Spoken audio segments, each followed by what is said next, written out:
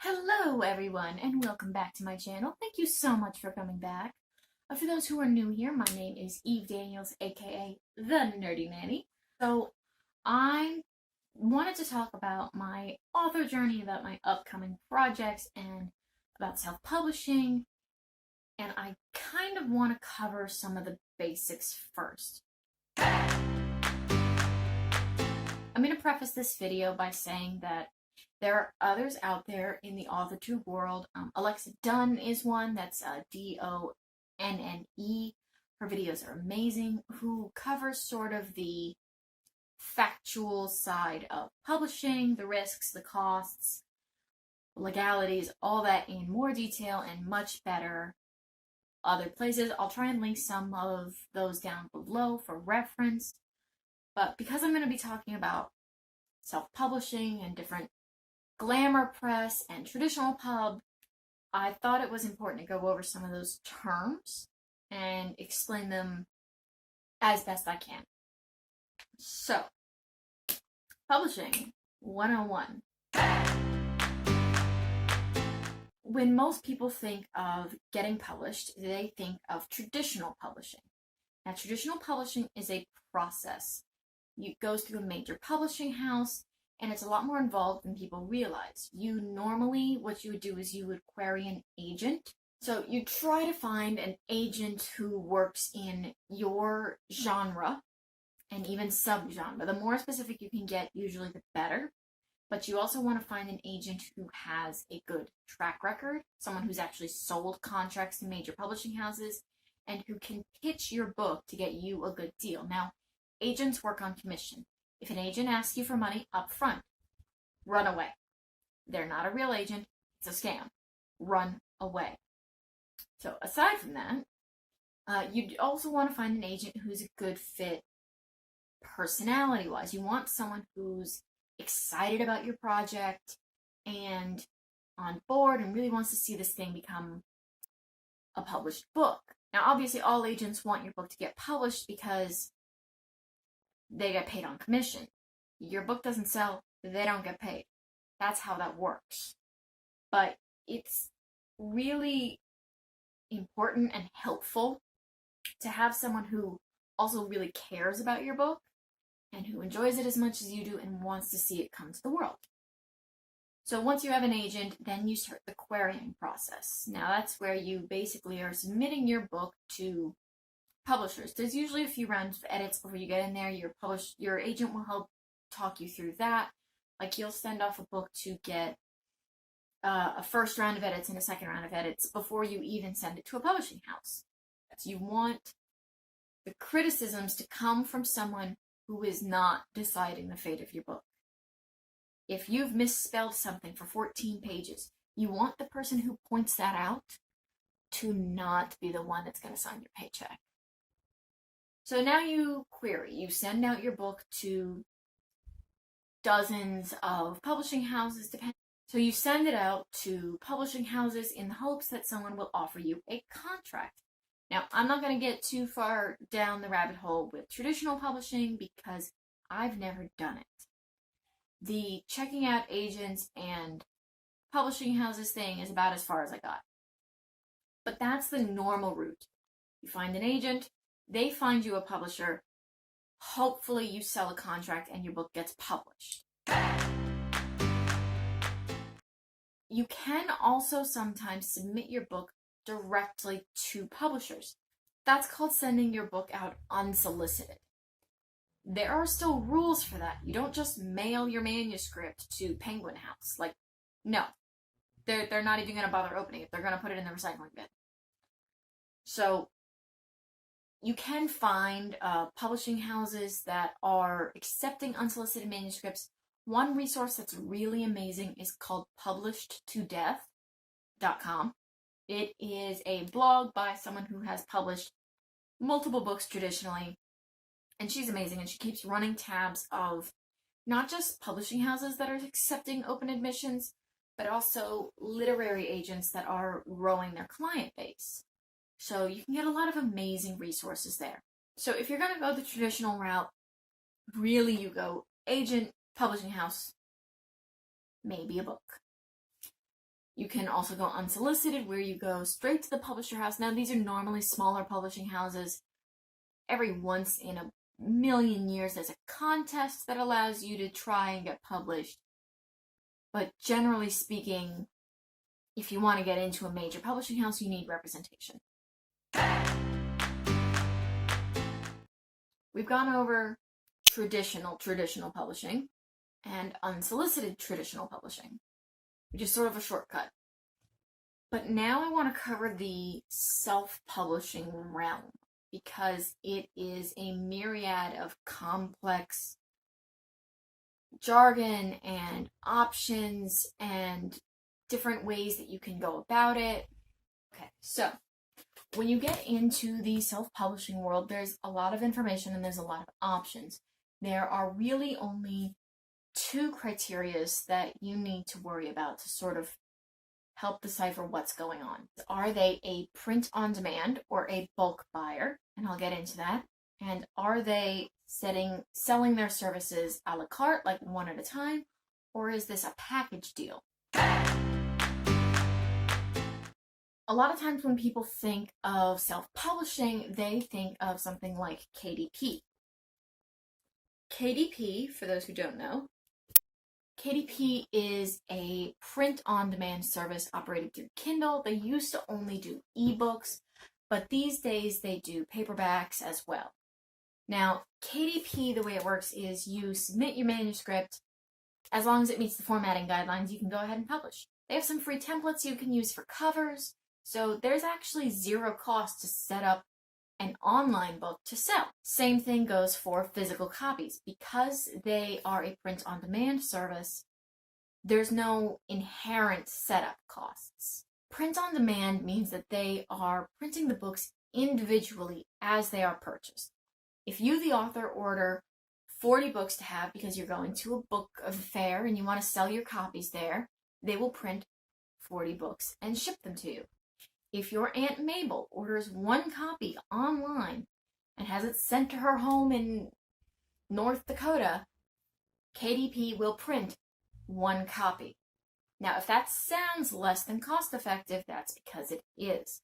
Printing books on demand means that you don't have to buy them in large numbers. They'll just print them whenever you need them, but it's less efficient that way, so the costs per book are a little higher. Now, the other factor, a la carte or packaging. So KDP also offers a wide range of services. Everything from help with cover design to marketing materials to editing services. And these are things that a lot of authors can get a lot of value out of. Again, it's up to you and it's up to who you're working with. Some people prefer to hire their own editor and then submit that finished product to KDP. Some people want to hire their own graphic designer, and that's totally up to you. Depending on who you're working with and who's at KDP, it could either be more or less cost-effective or more or less beneficial to work with them or not. They sell those services individually, which means that you do not have to sign up for them in order to publish with KDP. There are other print-on-demand publishers out there, other self-publishers that use a similar method, but they only offer package deals, which means that in order to publish with them, you need to buy a certain set of services. There are different options for each publisher. Some of them have startup fees, some of them do not. I will say that if a company has a startup fee, always double check to see what books they have published in the last 5 years and see if you recognize any of the titles. There are a lot of what are called glamour presses out there who are real publishing houses. Real. They are actually publishing houses, but because they're charging for their services and they're charging for taking you on and they're charging for editing and all the rest of it, they're kind of like Costco. They're making more money from the memberships than they are from the sales. Because of that, they're less driven to sell your book, which means that you usually end up putting in more of the work yourself, even though it seems like you're going the traditional publishing route. The problem with glamour presses is they will often present themselves as traditional publishing, and they're not. They're self-publishing, but with a fancy nameplate. And that's fine. A lot of authors can get a lot of service out of that as well, but you need to be aware of the amount of work that goes into it. Package services are places like BookBaby or Lulu or BookBub, where you need to get a certain number of services, and then you can order books. Sometimes you can order one at a time. Sometimes they have a minimum order of like 10 or 50, but they will always list your book on Amazon, and they will always list your book on their website. People think that's a great thing, having a listing on Amazon.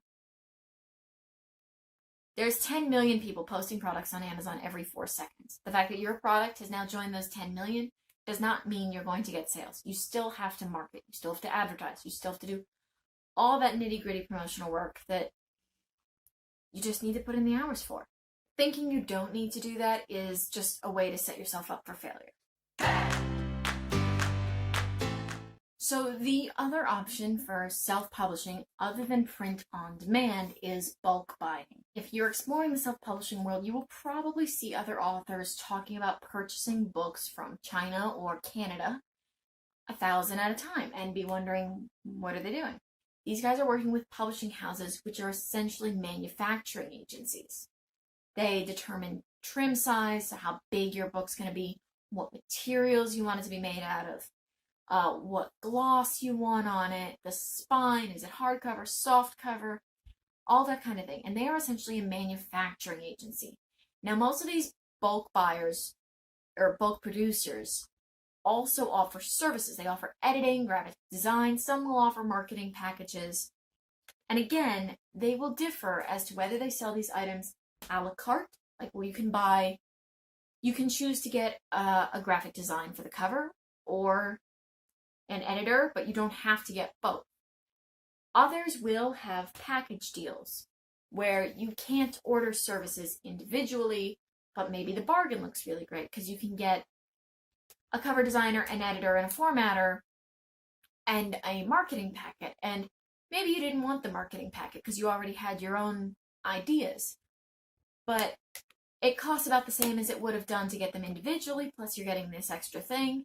It's kind of like when a Happy Meal or something does a combo and you didn't really want the fries, but the meal is such a better value than the individual item that you go ahead and you order the meal because the fries are basically free then. Who cares if I didn't want them? Now, because you can print off 2,000 at a time, the cost per book is a lot lower, but you need to have the capital available to purchase books in bulk, and you need to have enough marketing in place and enough events and sales avenues to then be able to move those books. Ordering 2,000 books that are just going to sit in your garage is not a business strategy. That's wishful thinking. Before you take the step of actually physically ordering those books, you need to set the other cornerstones in place. And just like the other options, just like with print on demand, you will have publishers who set up fees in advance, and you will have publishers who sell extras. And this can be a really great option, but you need to know what it is that you're willing to do. What self-publishing essentially breaks down to is knowing what you want to publish, knowing what services or references you're going to need to help you get it there, and then figuring out what you're willing to learn to do by yourself and what you are willing to pay someone else to do. When you are self-publishing, you may be the master of your own fate, but that does not mean you're in charge. You will not be able to be the master of all. There is no one that goes into self-publishing and goes, I have an expert marketing plan. I don't need an editor because I have a degree in English from Oxford. I don't need a cover design because I also happen to be great at graphic design. Nobody has that many skills in their wheelhouse. Nobody is the master of all of that. There will be things that you need to reach out for help with. There will be services you need to purchase. Figuring out what you need to create a phenomenal end product, and then figuring out which of those things you can do yourself and which of those things you can't, and then determining your budget. That's what it takes to get your book from an idea in your head or a finished manuscript to a book that you can hold. Navigating this world of self-publishing ultimately comes down to you. And again, there are other videos out there that explain this more clearly and can help you navigate that better. But if you've self-published and you have any experience with any of these individual agencies, make sure to mention down below. I've only worked with KDP, so I can only speak with authority on their services. But between the collective knowledge of those of us on the internet, our experiences are worth something, and I would love it if we could share those resources and that knowledge with each other to help other up-and-coming authors and writers make better decisions moving forward. I hope you guys found this helpful, and I hope you're having a wonderful week and weekend. Let me know if you want to see more kinds of this type of content, or if you want more on the process of KDP or the services that you need when you're talking about self-publishing. There are certain things that, because I haven't done them myself, I don't feel comfortable advising on, but there's always more to learn, and there's always more to find out about in the realm of self-publishing, and especially self-publishing with kids' books, which has its own little nitpicks and quirks. So I hope that was helpful, and that you're having phenomenal writing. May the words be with you, and be good. Bye.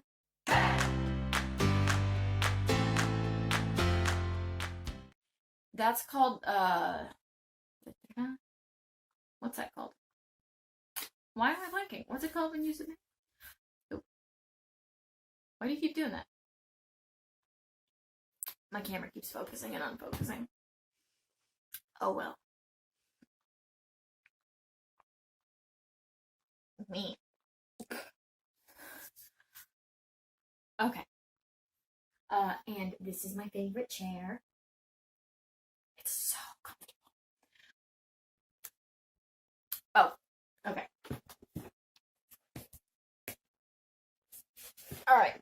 So, does anyone remember in high school biology making a Punnett square? Okay. So, like, let's say the gene for blonde hair is a little b, and the gene for brown hair is a big B.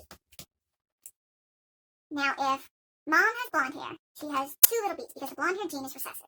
If dad has brown hair, he's going to have one big B and one little b, which means that when you distribute the genes equally amongst the gametes, you get a distribution that looks like this. See, mom and dad are each going to pass down one genes, so here's dad's genes, here's mom's genes. We're going to go beep, beep, beep, beep, beep, beep, beep, beep. So you have a 50-50 shot of the kid being blonde. I just spent 2 minutes explaining a 6th grade biology concept because I want to use a Punnett square. Odds are they want either a fee or they want your manuscript. The amount of publishing houses that want your manuscript because then they're going to turn around and sell them are so few and far between. I know people are afraid of them and they think they're around every corner. But look, getting published is a lot of hard work. Setting up sales channels is a lot of hard work. Doing this whole book thing, it's a lot of hard work. Why would someone else want your book idea so that they can then go do all this work themselves? Like, it just, if someone's going to steal your book, they're going to do it after it's published. All right? Like, yes, it happens once in a blue moon. You submit and then a publishing house publishes something similar to what you submitted. Now, that could be because they took your idea. More than likely, it's because you and about 12 other people had the same idea. And this gets into sort of the arcs are free thing, and that's a whole other issue.